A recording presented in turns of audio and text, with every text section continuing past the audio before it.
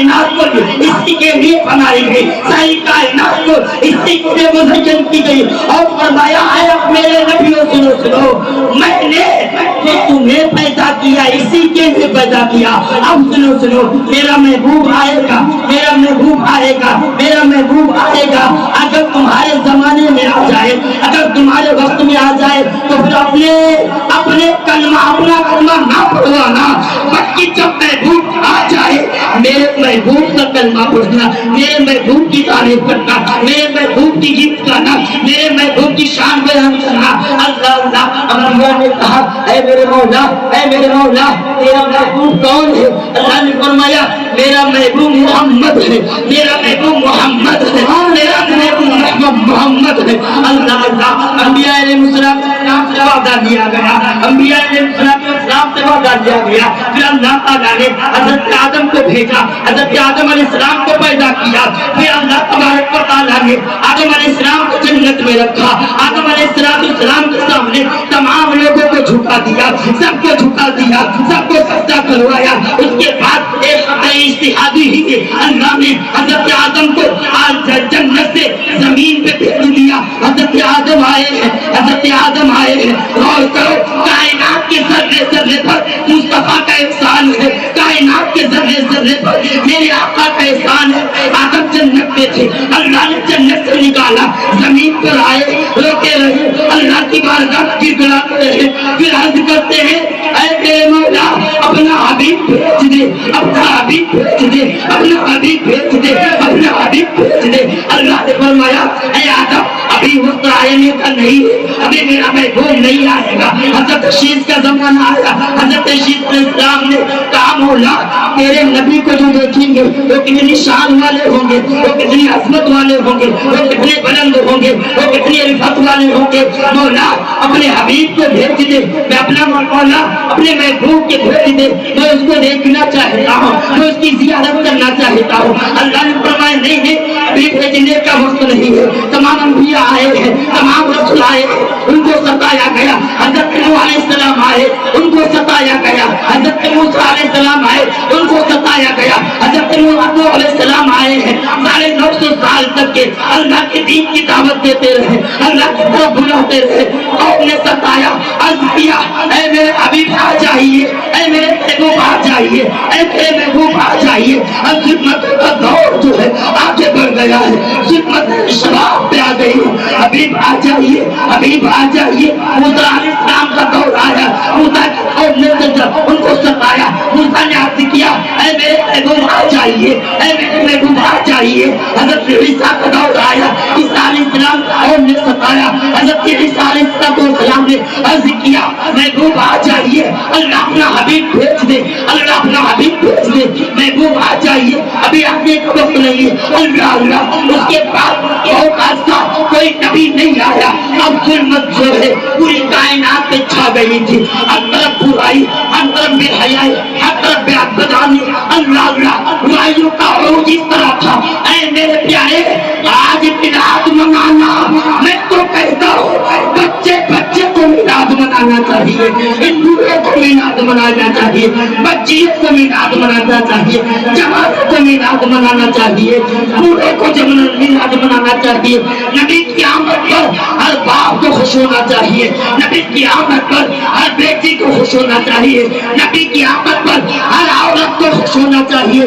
اللہ اللہ میں کیوں کہہ رہا ہوں اے اللہ یہاں تک کہ سنو، نبی کی آمد پر ہر ماں کو خوش ہونا چاہیے۔ کیوں کیوں کیوں؟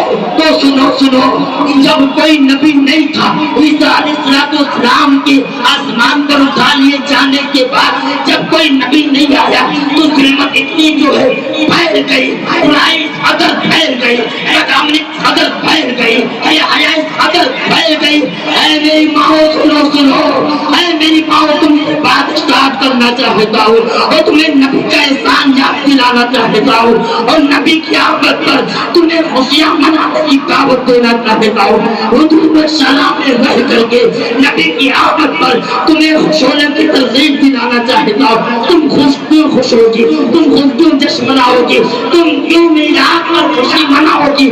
تو سنو, جب کوئی نبی علیہ السلام کے آسمان پر اٹھائے جانے کے بعد بہت عرصے تک کے نہیں آیا تھا, ظلم اتنا بڑھ گیا تھا, یہ حیائی اتنی بڑھ گئی تھی کہ اگر کسی کا باپ انتقال کر جاتا تو سگا بیٹا اپنی سگی ماں سے نکاح کرتا تھا. اللہ سگی ماں سے, اللہ سگی ماں سے, اپنی سگی ماں سے نکاح کرتا اللہ, اور اپنی سگی ماں کو بازار میں بیچنے کے لیے تیار ہوتا تھا. اے ماں قربان جاؤ محمد عربی کی ذات پر, اے ماں قربان جاؤ احمد کی ذات پر. آقا نہیں آئے تھے, لگا بیٹا نکاح کرنے کے لیے تیار ہوتا تھا.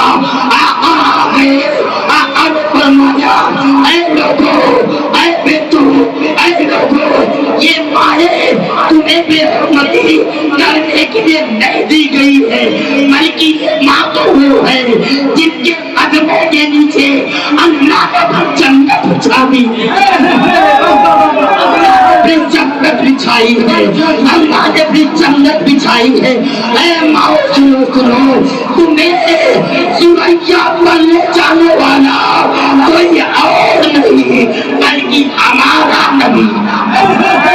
نعرہ تکبیر, نعرہ رسالت, سرکار کی آمد, مصطفیٰ دور رحمت کی آمد, میرے آقا کی آمد, خدار کی آمد. نعرہ تکبیر, نعرہ رسالت. جنت کی تلاش میں لوگ اپنا گھر چھوڑتے تھے, جنگل بیابان میں جنت کی تلاش میں لگے رہتے تھے. آقا نے فرمایا اب جنت تلاش کرنا ہو, جنگل جانے کی ضرورت نہیں ہے, ماں کے قدموں کو چوم لینا, اللہ تمہیں جنت عطا کرے. اے میری ماں, کیا تمہارے اوپر آقا کا احسان نہیں ہے؟ اور بڑا احسان تمہارا. اور سنو, اے بوڑھو سنو, تم بھی معزز ہو, تم بھی محترم ہو, لیکن آقا نہیں آئے تھے تب تک تمہارا کوئی وقار نہیں تھا, تمہارا کوئی جو قدر قیمت نہیں تھی. تمہارا سگی اولاد, تمہارا سگا بیٹا تمہیں پکڑ کے مارا کرتا تھا, مارتا تھا. اللہ اللہ, آقا آ گئے, آقا نے فرما دیا اے لوگوں, یہ باغ جو تمہیں دیے گئے ہیں, یہ جو باغ تمہیں دیے گئے ہیں, یہ جو باغ تمہیں دیے گئے ہیں, یہ تمہیں مارنے کے لیے نہیں بلکہ ان کو سر پہ بٹھانے کے لیے دیے گئے ہیں. اور فرما دیا جنت تو ماں کے قدموں میں ہے, لیکن جنت کا بیچ کا دروازہ تمہارا باپ ہے. جنت کا بھی جو دروازہ کوئی اور نہیں بلکہ باپ کی خدمت. کوئی خوشی نہیں مناؤ گے اے باپ کی شکل میں بیٹھنے والے لوگوں, کیا تمہارے اوپر آقا کا احسان نہیں ہے؟ اس کے اوپر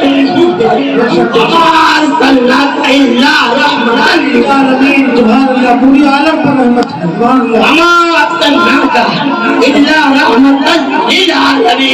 ہماری کائنات کے رحمت بنا کر بھیجا. یہ تو مسلمانوں کی بات کر رہا تھا, اور دوسروں کی بات بتائے, ان کا بھی جو ہے ان کی بھی آنکھیں کھلے, ان کی بھی آنکھیں کھلے. ہندوستان کی بات بتاؤں, ہندوستان کی, یہاں جب میرے آقا نہیں آئے تھے, جب آقا کریم کی ولادت نہیں ہوئی تھی, اس وقت یہاں پر سنگ پرستی, دیوتاؤں کو پوجا جاتا تھا. مکھی مچھر کڑکڑ ہوا فضا ہر کسی کو سمجھا جاتا تھا. اور حالت یہاں کی ہے, اگر کسی عورت کا شوہر انتقال کراتا کسی عورت کا شوہر مر جاتا تو پھر اس کو جینے کی جو ہے اجازت نہیں تھی، زندگی بسر کرنے کی اجازت نہیں تھی۔ اللہ اللہ، کسی عورت کا شوہر مر جاتا، اگر کوئی عورت بیوہ ہو جاتی، اللہ اللہ، پھر اس کو دوبارہ جینے کا حق نہیں تھا، یا تو 6 مہینے ایک کوٹری بند کر دیا جاتا، 6 مہینے کے بعد نکالا جاتا، اگر زندہ نکل آتی تو اس کے چہرے پر غالب مل کر کے جانور پر بٹھا کر کے پوری بستی میں گھمایا جاتا اور یہ دعوت فکر دینے کی کوشش کی جاتی کہ یہ لوگ آئے لوگوں، یہ وہی عورت ہے جو اپنے گھر میں آتے ہی اپنے شوہر کو کھا گئی، اپنے خاوند کو کھا گئی، یہ منحوس عورت ہے، منحوس عورت ہے، یہ بتانے کی کوشش کی جاتی۔ اللہ اللہ، اے عورتوں سنو سنو، آقا آ گئے، ساری کائنات کے لیے رحمت بن کر آئے اور آقا کریم آئے ہیں۔